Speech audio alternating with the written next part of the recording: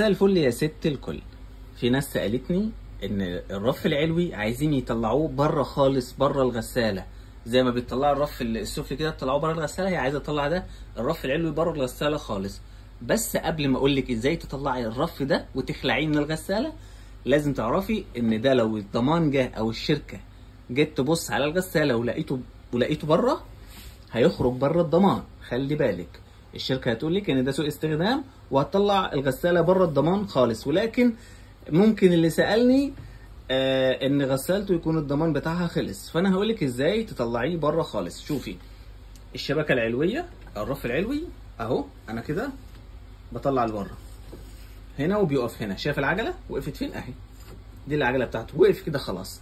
انا عايز اشده بره خالص وافكه، يبقى افك الجلده دي، اطلعها لفوق كده بمفك او بسكينه بس بالراحه عشان ما تنكسرش، واطلع دي بره خالص.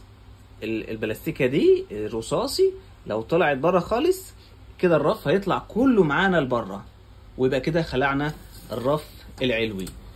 تمام يا ست الكل؟ اهو دي المجرى بتاعته، العجل بيمشي هنا كده.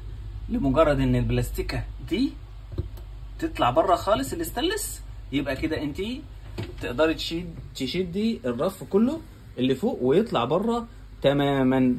ولكن هاكد عليكي تاني، لو غسلتك جوه الضمان والشركه شافت ان انت فكيتي دي او اتكسرت منك، هتقولك ان ده سوء استخدام منك وهتطلع الغساله بره الضمان. اللهم اني بلغت. وفي الاخير ما تلعبيش في غسالتك، ما تلعبيش في غسالتك، ما هياش رخيصه، ما تلعبيش في غسالتك.